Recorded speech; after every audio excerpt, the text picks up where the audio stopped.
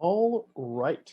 Thank you, everyone, for joining us. I love the fact that we can continue kind of engaging as an industry and speaking with each other as we're all hiding in various, very separate homes. Similar to that topic, I'm really excited to kind of dig into social listening and the role we've seen it play as our behaviors have needed to change and as really the reality that we're working in has needed to change. So let's jump right into it. You've heard a lot of unwords lately. I imagine every one of you has read or seen or said the word unprecedented at some point. Normally in a kind of a movie intro overtone, like in these unprecedented times, we really need to consider the impact things are having on our industries. Similarly, there's been a lot of conversation about uncertainty. No one's really sure what's going to happen next because the last pandemic vaguely comparable to this was about 100 years ago, and a lot of things have changed since 1917. Similarly, unclear is a word that's getting thrown around a lot. People are trying their best to get an understanding of what the future looks like and the right way to approach things moving forward. But you don't really need me to tell you that. No one really requires a webinar to explain to them that a lot of the realities of their business, our business, this industry have really changed. There's been a lot of changes that we can talk about, but I want to focus on one specific element of that change, and that has a lot to do with speed. When every single industry in the world sees massive disruptions to their normal operating procedure, sees huge changes to the way they go to market and the way they engage with people, when business stalwarts like Starbucks just announced that they're cutting 17% of their Canadian stores, 200 different locations in the coming year, that tells you that adaptation is really, really essential as we kind of figure out how to move forward. Now, that speed is difficult for all of us, but it's especially difficult if what you do is strategy and insights. So we've faced a huge push to get faster, not just as individual businesses or industries, but in terms of individual specialties. And the team I work with, the strategy team at Diamond, is really focused on developing actionable insights to help our clients figure out the best way to solve problems, the best way to plan moving forward. Now, the business as usual approach to insights doesn't really work in a situation where everything changes on the drop of a dime, because you can't necessarily go through a standard cycle of slowly planning something out, ensuring there's alignment on the correct approach, putting something into market, bringing it back for in-depth analysis. That makes sense at a time when insights are really durable, when your deep market research tells you something that you can use to plan for the next year or 6 months before you need to refresh something. That's not really the case anymore. I mean, if people had fielded market research about toilet paper in mid-March, you would have gotten very different opinions than we're getting in early June. The landscape is shifting quickly enough that we really need to change the way we approach understanding it and change the way we approach reaching out to the people who are getting involved on a day-to-day basis. So our classic tools are less ideal than they used to be.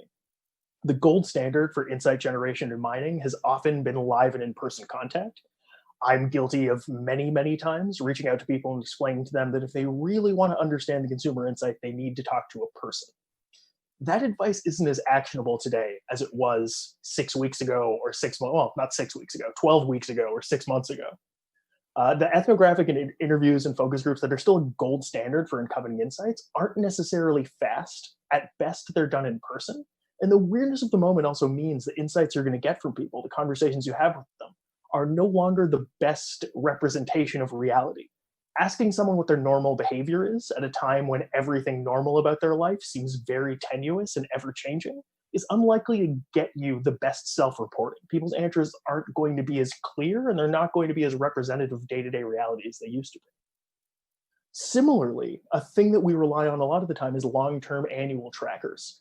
We're about to see the biggest asterisk of all time on every single annual behavior tracker, brand attitude tracker, etc.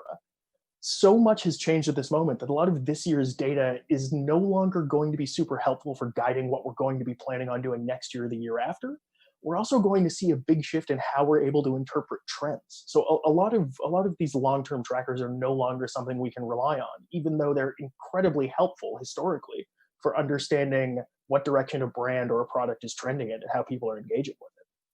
The last big thing is a lot of the time to kind of understand emerging cultural trends, we've leaned really heavily into trend reporting. We know that there are really fantastic groups that do in-depth dives into emerging behaviors that might end up shaping popular culture, music, the way people are dressing, the things people are purchasing. But when such a world-changing event happens in so many different places, it's really hard for that consistent shift in culture to not be interrupted. I mean, the best example of this was Wunderman Thompson Intelligence actually re-releasing their annual trend report with a Take-Two version, recognizing just how much of a dent in the world the entire COVID-19 experience has had. This rapid change is also leading to much more fractured and shorter-lived cultural shifts. I mean, we might be watching Animal Crossing talk shows 6 months in the future, but I wouldn't necessarily guarantee that's going to be our new normal. And if no one knows what I'm talking about, do some Googling later. The fact that we live in a world of Animal Crossing talk shows makes me very, very happy. So we had to go a little bit elsewhere for inspiration. We had to kind of step away from our normal behavior. And I'd love to pretend that my first thought was, let's go research a whole bunch of fighter pilots, but instead it was looking at different business strategies aimed at uncertainty and speed. Now, I want to clarify, the word OODA that's sitting up here is not supposed to be some kind of meditative chant that you can repeat. I'm not suggesting you calmly rub your ears and exhale the word OODA to let all of your stress leak out of you.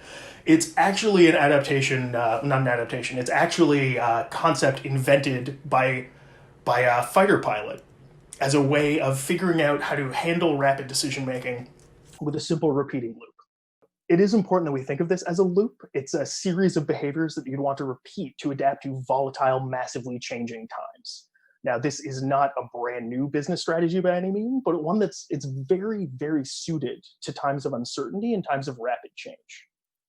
To offer a little bit of an explanation, the 4 stages that you're running through for this approach to analysis and decision-making at speed are observation, kind of what is our current situation, where are we, what's going on. Orient, so how will this impact us? What are the other players on the stage doing? What do we need to react to? Decision, landing on how you're planning on responding. And then act, where you execute and begin again. And this consistent loop is a really big shift from the often annual planning-driven approach that many businesses and many marketers take. We're not used to thinking on a week-to-week or a month-to-month basis. We're used to planning out a year and figuring out the best way to approach it moving forward. As we all kind of learned, there are situations where things change so quickly that you need to either adapt your plans really heavily or consider building new ones from scratch. So this is a great framework that we found deeply helpful for analyzing the best ways forward as things seem to be changing day to day and week to week. So when we looked at our options, when we looked at the different tools we had to understand human behavior and how to tap into it, when things are changing at a pace where the beginning of the month and the end of the month don't necessarily look the same, we realized social listening was possibly the best fit to this approach. Now, why isn't the obvious question that people want to ask? And there were 3 big reasons that jumped out at us. The first was speed. One of the things that's amazing about social listening as a tool is you can access a really broad set of information that can be up to the moment or backdated, and you can update it. You can segment it and dig into it quickly, finding a broad set of commentary, behaviors, actions that people are mentioning on the fly. The ability to jump in and dig into that quickly is huge in a time when you need to decide whether or not something is the right approach, a good decision, or still applicable in the next 2 weeks rather than the next 2 months. The next factor that we really loved about social listening for this approach is it gives us the ability to see broad trends taking shape at a macro level. Kind of what are the conversations that are picking up over the globe? What's really driving conversation volume regionally? What's getting people engaged? But there's also the ability to approach it through a micro perspective, to be able to dig deep to individual verbatims and see how a person or a group of people's behavior, language choice, frequency of engagement is changing over time. The ability to compare and contrast this 10,000 foot level with this 10-foot level is really helpful for both kind of identifying broader behaviors that might be worth considering and digging deep into the nuances of how we might want to engage with them and why. And the last thing that made social listening really exciting for us as a potential opportunity in these uncertain times, there's another unword for you, is that it's a leading indicator. It's all well and good to measure behavior, look back and say things really changed last month, but that forces you in a situation where you're being inherently reactive. The ability to keep an eye on what people are saying, how they're saying it, and what things have changed about the way they're discussing certain topics can give us hints about what behavior changes are possible so we can be ready for what happens next, rather than responding to what happened before this current moment. So mapping really, really common social listening activities against the OODA loop, just to kind of provide a little bit of context and framing. What you might have done and what you might be doing currently is from an observation standpoint. You might be tracking the use of branded terms, of hashtags, of individual engagements with content. From an orientation perspective, you might be determining your share of voice or benchmarking versus engagement rates when you look at competitors or how you're sitting in your specific category. From a decision perspective, you're likely monitoring what trends are developing to determine what you might leverage in future content, both on and off social.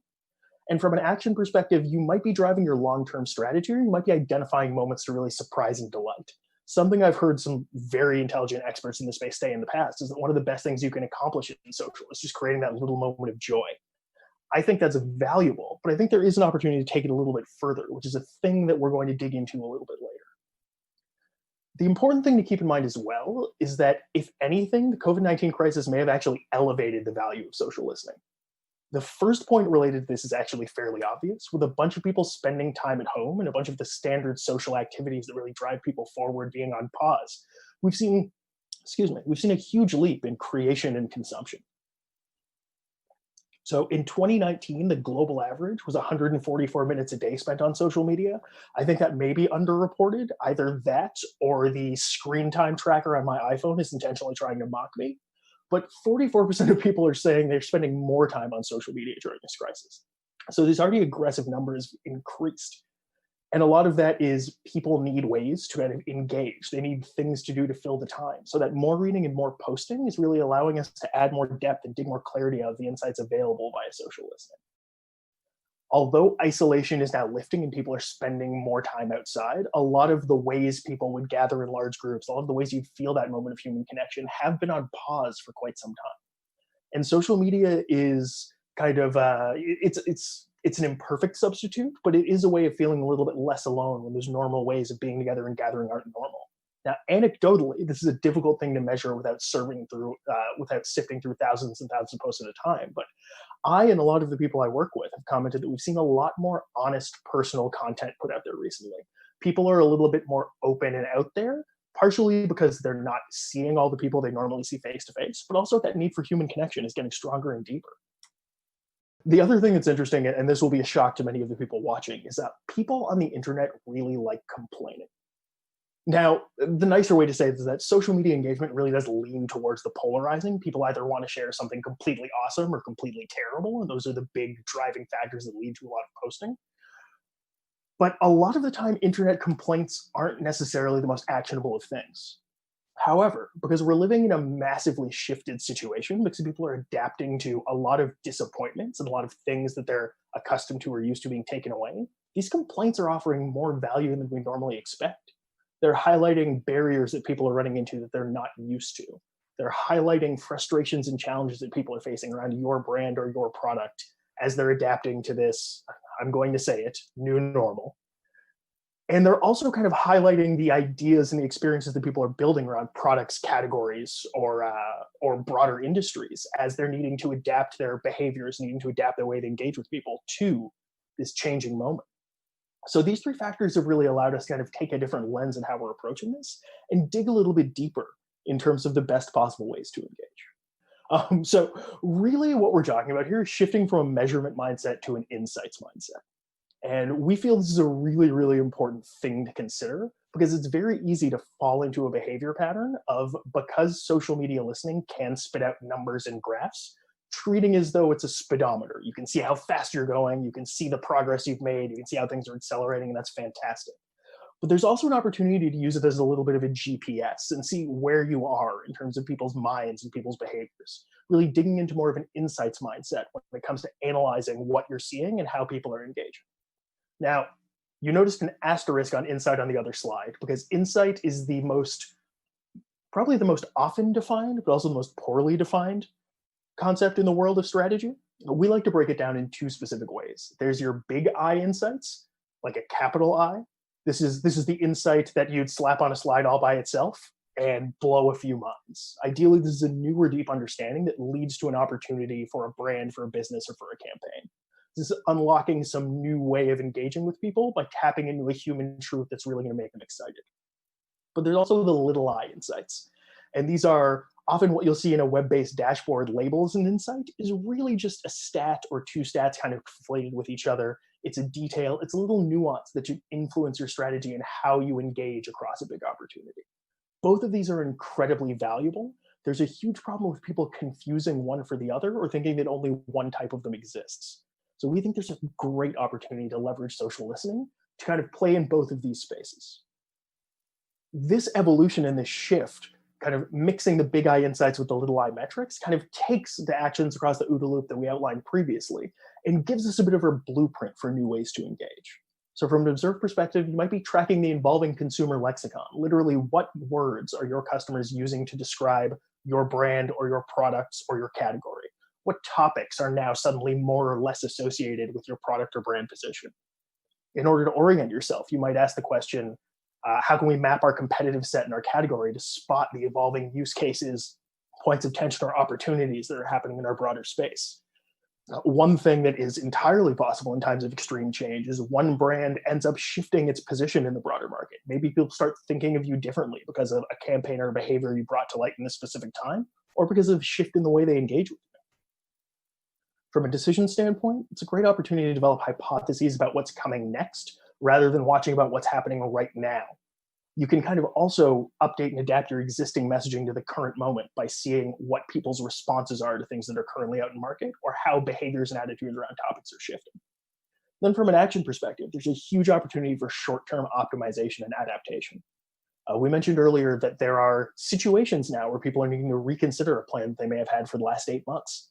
It's a great opportunity to not throw the baby out with the bathwater and actually consider what tweaks, shifts, or revisiting of behaviors is plausible to kind of keep moving forward in the way that you want to.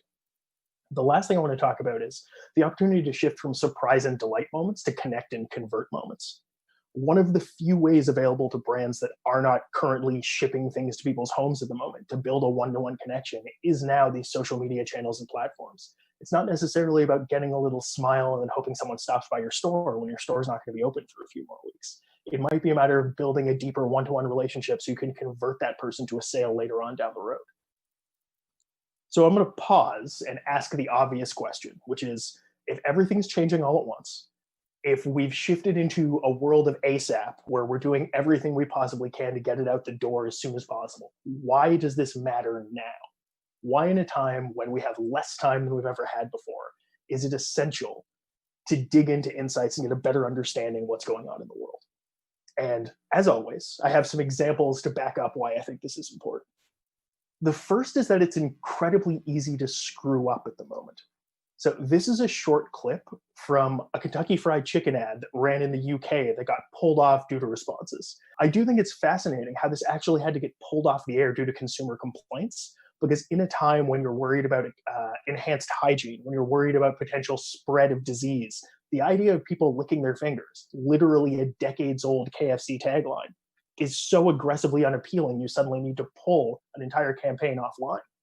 And this campaign had nothing directly to do with the COVID-19 situation. But the idea that consumer sentiment and consumer tolerance for behavior had shifted so quickly that this definitely not inexpensive campaign had to be pulled for the air and they had to issue an apology tells you a lot about the changing expectations that we're all facing right now and how quickly they can shift. The next thing I want to point out is that really trend-driven solutions, they can be done incredibly well, but still really easily get lost in the crowd. Now, I'm sure this feels like 1,000 years ago, but when we were discussing enhanced hygiene and hand washing technique picking up, a lot of people saw this specific meme pop up where you could use another song if you were particularly tired of singing the happy birthday song, for example, to time your hand washing. Now, Netflix did a really, really great job bringing something to market with a song that they owned based on Miley Cyrus and her appearance on Black Mirror as the fictional singer Ashley O. This was a really, really great example of leveraging something that was as relevant as humanly possible and leveraging it in a way that directly played off an owned property. The downside is when you jump on a trend like this, there are hundreds of thousands of executions, and you might get that nice little surprise and delight moment, but it's very unlikely you're going to get the continued engagement or remembering that this actually happened out of people. It's very easy to get lost in the crowd when you're just leveraging trends as a way to maintain relevance in changing times. Now, one of the things that's fantastic about moments like this is changes in human behavior and changes in human context actually change the opportunity. They allow you to create something original that really sticks with people if you can uncover a nugget of truth. So this is an example from the Coors Light clone machine. They tapped into the idea of Zoom fatigue. Literally that people on Zoom meetings 8 hours a day get so burnt out from staring at a screen and having a conversation. I recognize the irony of me saying this to you. So they allowed you to make a quick clone of yourself, nodding, smiling, drinking a cup of coffee, so you could take a quick break to duck to the bathroom, or, I mean, from Coors Light parlance, likely decide to sneak out and have an afternoon beer. I love this idea of tapping into an emerging behavior, creating something that's sort of a branded utility, but really a fun joke to play off of, especially because it gave me an excuse to make a video of myself wearing my standard black t-shirt and smiling and nodding that I've used on a couple of occasions just to illustrate that I may not be having as much fun as someone else might be. This is the kind of thing that really drives home the opportunities that exist in times of change. The weirder things get, the more opportunity there is for you to uncover a real moment of human truth and create an experience around it. So what does doing this actually look like? I know there's been a lot of upfront, I know there's been examples, but I do want to dig into ways we could potentially approach kind of leveraging the learnings from social listening to guide work moving forward.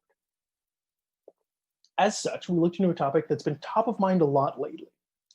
We had decided we were going to dig into PPE as a discussion topic, personal protective equipment, because it's changed so much over the last while, and being able to dig into that and identify what opportunities may have been missed was really exciting for us. Vlad, who was introduced at the beginning, and I worked together on finding the best way to get a deeper understanding of what these behaviors were, and it was really fascinating seeing how a company could have adapted on the fly to the changing situations in this category. So I want to remind you, we're going to continue with our OODA loop framing. This is something that we keep top of mind as we're analyzing these quick response opportunities. We're going to walk through different ways we could have looked at the situation and figured out the right way to approach it. First off, we looked at it from an observation really high level. Let's see what the traffic is around the specific term. Let's see how much volume and how much engagement we're seeing. Now, when you look at a graph like this, it screams relevance. It screams there's a huge opportunity. We saw a massive shift from mid-March to mid-April.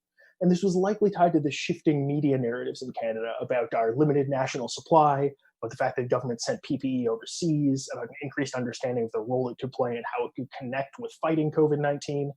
Read solely as an opportunity, it's really easy to get excited about this as PPE interest is high. When you start orienting yourself and wanting to dig deeper, you need to look at what behaviors may have emerged or changed in response to this growing conversation. So we decided to orient ourselves on a month-to-month basis. We looked at a couple of things. We looked at the keywords and language that were popping up. We looked at some of the verbatims and things people were saying. We looked at the emotion. Now, one of the big things around the PPE conversation in March, just as this was spiking, was the massive rise in emotions, especially anger, disgust, and sadness, when people were looking at this situation and starting to panic a little bit. There was a real sense of crisis when you dug into the language people were using. We dug into the way people were reaching out to government officials, asking them for answers, asking them for solutions. So this government focus, these high emotions, and this sense of crisis really drove home that a brand operating in this space shouldn't really be doing anything that isn't focused specifically on governments or hospitals. You'd almost want to pause nearly everything as people were so concerned about supply and oversight and solutions to big problems. When you move ahead a month, you're seeing some sustained emotion. There's still growth there, and it's still living in most of the same places, even though there's a significant increase in joy as kind of read by the natural language processing algorithm of the tools we use. But you saw this sustained emotion. You saw a real increase in national and regional conversation. It became less of a, this issue terrifies me. It became more of a, what's the national plan? What's the local plan? What are we really going to do? Focus shifting back to those areas really created an opportunity for brands to focus on their national bona fides, their role as a Canadian brand, as a supplier to Canadian areas and opportunities, as a way to kind of make themselves feel a little bit more concrete and a little bit stronger. There was also a great opportunity to potentially shift charitable efforts to more local hospitals rather than strictly national ones, as regions became a bigger part of the conversation. And what was interesting was the shift from frontline healthcare workers to all types of frontline workers rather, and the different long-term supply chain issues that may come into play. That's already a significant shift in conversation and creates a completely different set of opportunities to get engaged. Jumping into May, we saw a couple of really important things. One was a massive decline in emotion. A huge amount of, I don't want to say people calmed down, these were still very important issues, but they became less emotionally fraught. people were a little more capable of dealing with them at a rational level rather than an emotional level, kind of driven by fear and that sense of crisis we saw earlier on. This declining emotion was really paired with more of a personal focus. People started thinking about themselves, their behaviors, how this fit into the broader options around social distancing and how they could protect themselves. This shift in conversation and behavior was really interesting because suddenly there was a bit more of an understanding of what PPE might look like in the future, how people were feeling more comfortable about this as a subject of conversation rather than just a subject of debate, and how there was space for a little bit more nuance and personal detail in these messages. There's also a great opportunity to dig into individual businesses, people kind of finding opportunities to grow and move forward there. So when you're digging into the decision stage of your loop, there are real opportunities here to guide your strategic choices. From a positioning standpoint, we saw great opportunities to shift who you might target, whether you're looking at a government level, a business level, or an individual consumer level, and how you'd want to speak to them as their sentiment and emotion shifts. Also, that shift from a national focused conversation to more of a regional one to a personal one really potentially guides A, how you position yourself, but B, also who you target and how you speak to them. In terms of language and lexicon, we saw some really exciting findings regarding involving word usage. Originally, everyone was using language like PPE and N95s, but then as understanding evolved and people got more comfortable, the conversation shifted to masks as an overall need to kind of interrupt the spread and protect yourself a little bit better. This was part of an overarching shift of PPE being its own issue that people were engaging with, to being tied to social distancing and shopping or social behavior as a broader category, kind of figuring out how we're going to work as an interconnected set of behaviors in a bit of a new normal. And then from a messaging standpoint, in March and April, really the only safe and responsible option for a brand would have been messages of support for the front line and or donations. Whereas by mid-May, you could reframe as supporting small businesses, helping build plans for reopening, and really creating those opportunities to connect in other areas beyond strictly focusing on frontline workers or healthcare workers. From an ACT perspective, there were real opportunities that we could see from content, context, and timing. So one thing we found fascinating is Vox waited until early June to start cranking out PPE-related lifestyle content. People mentioning, how are you going to take care of your skin while you're wearing a mask? Now, this is a thing we saw people talking about to a certain extent online earlier, but it was a good read of the emotional space we were operating in and the level of defensiveness people were feeling about these issues, that they waited until the right moment to make this a more personal conversation, a more personal issue. This, by June, is a great place for a brand to potentially play, whether it be branded PPE, the idea of a Sephora, for example, deciding they want to talk about what makeup and skincare regime goes best with wearing a mask on a day-to-day basis. That's a great idea right now. If they tried it in April, it very likely would have sparked backlash as people weren't ready for a conversation about personal or lifestyle needs in relation to something that was and is a national crisis. So to recap, I know I've been going on for a while, and I like doing a little bit of a recap at the end, just so people can try to remember the things I said earlier on. I know I talk a mile a minute. It's one of my many personality flaws. But these are really fantastic and flexible tools and methodologies to orient yourself. There's a really great opportunity with social listening tools to kind of get a snapshot of evolving landscape or mindset that you're targeting, and to figure out where you're sitting on your changing landscape versus your different competitors, other players in related areas. This is super helpful, but needs to be an ongoing opportunity with our current rate of change. One thing we've been saying a lot internally is that every week kind of feels like a month, and every month feels like a quarter in terms of everything that's happened and the amount of change that we're dealing with. I've also been joking that it's currently like March 107th, because it does feel like this has been the longest month of all time. It's important to remember that you can use big I insights to make decisions, to kind of guide approaches, but little I insights to guide the way you act. The opportunity to mine those big cultural insights to guide net new projects or unlock a meaningful interaction is really helpful, but you can also use those smaller tactical insights to make decisions about when to launch, what language to use, or who you should be speaking to. And then lastly, it's important to remember that small changes can work as well as big ones. A thing you may have noticed kind of peppered through the broader presentation is we're not necessarily saying that everything needs to be scrapped or reinvented. There's a huge opportunity to revisit what you've done, look at the current landscape, and maybe shift your word choice, shift who you're targeting, shift the specific way you're presenting it. But there's an opportunity to salvage a lot of work that people may have considered throwing out at the beginning of this crisis, recognizing that it's not necessarily a huge tweak to move something from being risky or off message to relatively safe and still on brand with what you overall want to accomplish. So thank you. This was kind of the walkthrough of things we wanted to cover, but I believe now we're going to be shifting over to Q&A. Yeah, thank you very, very much, John. So Vlad, I wanted to welcome you as well. How are you doing? Not bad, thanks, Sean. Thank you for joining us. And I want to start by asking you a question because I really love the example of going through the PPE and applying the OODA loop to the PPE framework. And that makes a lot of sense for PPE because it's a new conversation. But what about brands that are that have more of a history? You know, how far back can they go to historically when they're looking at at social listening and kind of what are good practices around that? Well, with the tool that we're using, we have the ability to go up to 10 years, depending on which social media platforms. But it really comes back to sort of the purpose and the intent of what you're trying to do. If you'd like to uncover the trends over time that have evolved as part of the social context, then my recommendation would be to go back a couple of years. If you'd like to observe something that is more current and more driven in what is happening in the present, a couple of months should suffice. It's also important to remember to keep the mentioned volume as a consideration. So going back a couple of days might not suffice if you're trying to get that general population representation. So you may want to tweak to a couple of weeks or a couple of months. But basically, to answer that question, it really does come down to what you're trying to use the tool for, and as well as the objective.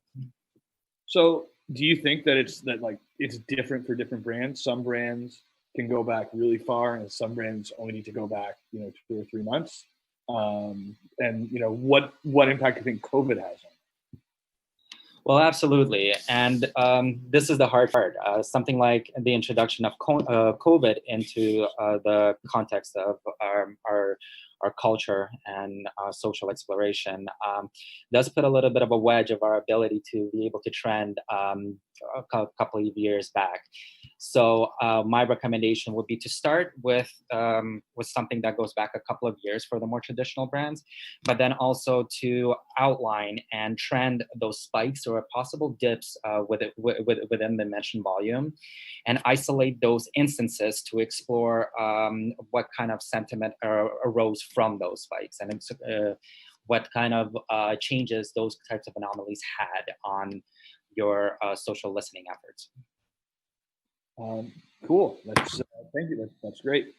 So there's a question that we just got that's also really that I think that I want to read out directly. So it says, "Hi there. How do you limit the focus when conducting online social listening? Example: would you limit to listen to a theme on a specific social media platform?" I think there are definitely opportunities where listening on a specific platform makes a ton of sense, especially given your listening capabilities and your access will shift on a platform basis, based on the specific rules of a platform, in terms of what data they allow you to access, in terms of what audiences you have access to, based on kind of owned audiences, depending on the platform basis. It does depend on what you're trying to accomplish. I know it's a little bit difficult to get an answer to a question that's always like, it depends. But if you really want to understand specific behavior on a platform, because that's a place where you want to engage, or a place where it's specifically valuable to understand that audience, it makes perfect sense to do so. I do find that mixing different ways of segmentation is a great way to get a very broad but in-depth view of something. Kind of seeing what the conversation is within a specific age group or a specific region or a specific platform, and then being able to contrast those different areas can give you a great cross-section of the different ways people are engaging, and give you a bit of a highlight as to whether the behaviors are massively different on a channel-by-channel basis. I have nothing to correct on that. I think you did a great job, John. Once again, it ties back to starting broad and then narrowing in on some of the things that you're uncovering. I think it's a fantastic question, though. And then, so John, another question then is, when you're looking at social media, and specifically social listening, it provides an opportunity not just to listen, but also to mediate risk. And so what is the right balance when you're trying to use it? So I see those as two incredibly valuable opportunities that can be done almost at the same time using the same tools, but in different ways. Being able to get a solid read on what people are responding to, the current things that are kind of kicking off unrest or pushback, what people are feeling negatively about, is a really beneficial thing to do as a gut check as part of your built-in process. If you're about to go to market with something, it can be incredibly valuable to kind of do the quick analysis of what are people saying on this topic, what are the hot button issues, what's driving anger, what's driving frustration. But at the same time, you can really deepen your approach to something that's already in progress by ensuring that you kind of identify what little nuggets of behavior, what little nuggets of insight might help expand and kind of move beyond. So it's one of those interesting situations, because I say the ideal balance for me is all the way in on both, but you will need to weigh that against how much time you have and how quickly you're trying to respond. Very often it falls into a bit of an 80-20 rule, depending on the situation where your priorities fall. Interesting. Okay, another great question. This one's coming from Slido, and it's a controversial one. So I'm very interested to hear your thoughts on it. The question is: so might we actually finally see the death of the traditional focus groups?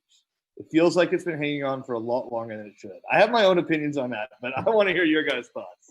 So I will say my attitudes on this have really matured, I will say, over the last several years, because I started out as a digital marketer and I started out as a social marketer.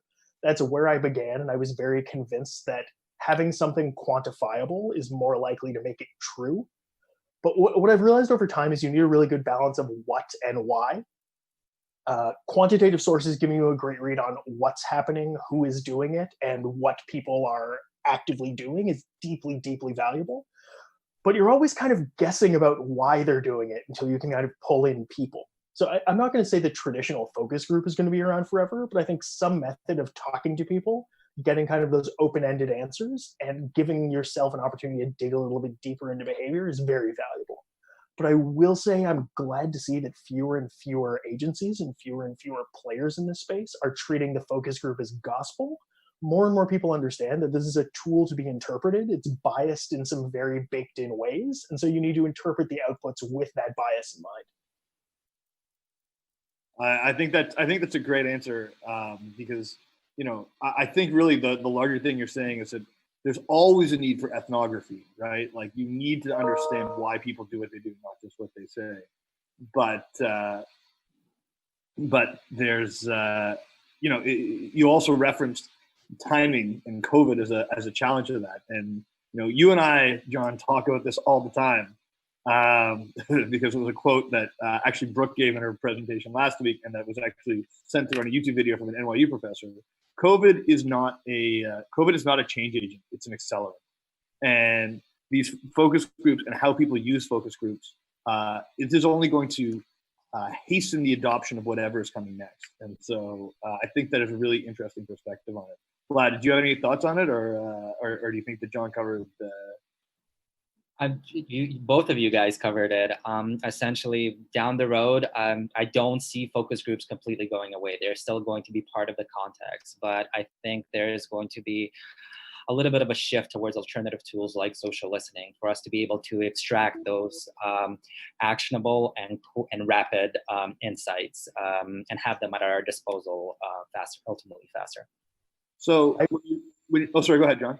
Just to add one last thing, I will say we're still really all in on traditional research methods. We don't want to pretend that they've lost any of the value they can deliver. And Vlad and I have conversations probably 4 times a week about the best way to adapt some of those deep insight mining opportunities for kind of longer term projects and longer term understanding.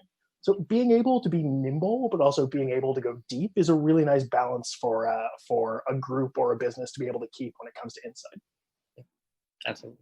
So Vlad, you talked about grabbing the insights, and one of the big things about grabbing insights from social media is a good query, right? Like I'm imagining this. I'm not the expert, but how do you arrive at a good query, and kind of what's your process to go through that? Oof. It's definitely a process rather than something that you can just extract. Unless somebody has built it for you in the past, or you have built it in the past. Arriving at a good query is you have to go about it in a little bit of a creative way. What I like to do is ultimately start very, very broad and then narrow in. And as I'm narrowing, I'm adding additional exclusions that are part of that query, or additional inclusions that I uncover based on the output that I received from that initial very, very broad query.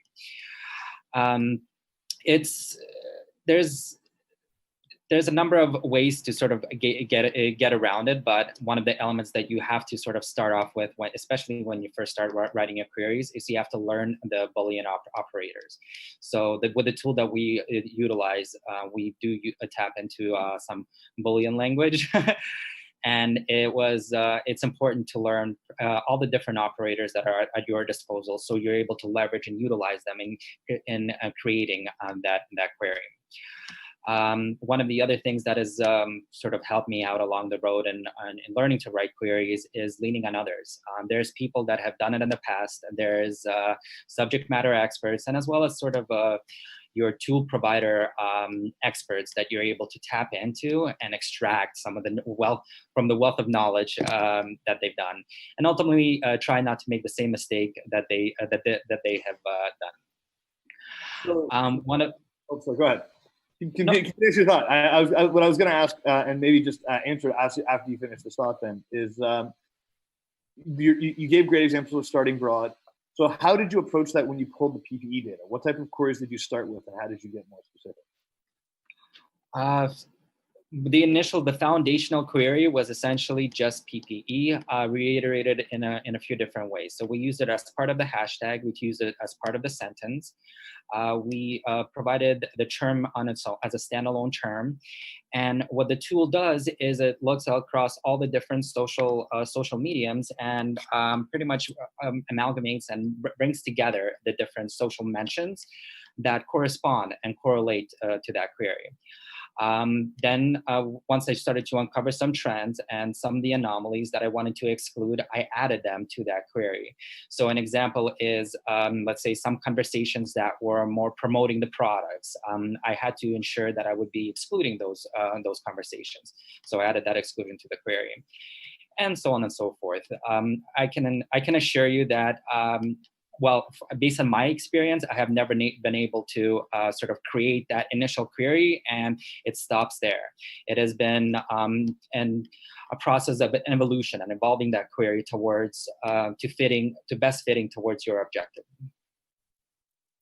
Very interesting. So kind of on that though, the traditional social media tools, they cover, Facebook, Instagram, Twitter, but especially in quarantine, a lot of social platforms like TikTok and Snap have been gaining a lot of popularity. And are they accounted for in the social media platforms? And if not, how do you gain intel from them? I mean, that's kind of a question for either of you. But it's from a technical standpoint, I can tell you that TikTok is not yet part of the social media tool that we currently use. But that does not mean that you're not able to tap into it. There are alternative creative ways that you're able to engage, and alternative tools as well that you're able to leverage in order to get that representation from some of the up and coming tools. And if there's a need for you to, and if you have a direct objective in mind, there's nothing stopping you that going into that tool directly and just looking at the corresponding mentions and activity that happens around the subject that you're trying to explore. I think that's spot on. There's huge opportunities, even in kind of closed gardens where you may not have access to the back-end data. There's great opportunities to kind of dive in and treat it as a digital ethnographic experience.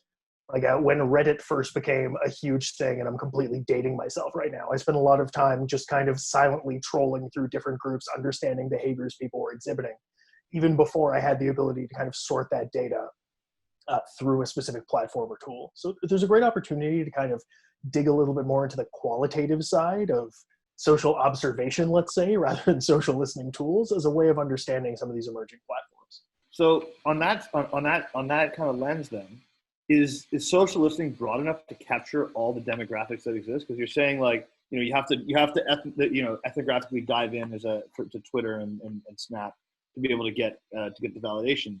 But like, Twitter and Snap naturally skew younger. Facebook naturally skews older, which makes me feel really old because I'm on Facebook. but is social listening broad enough to capture all demographics, and what does it exclude? I think it kind of speaks to the earlier point about there being a little bit of bias in everything. I mean, if you do primarily want to understand what an older skewing group leans, you might want to isolate data from a specific platform that's more likely to skew to them.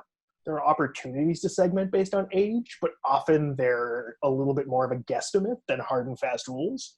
So it is kind of a thing that needs to be judged on a case-by-case basis. Awesome. Well, I think we're gonna pause it there.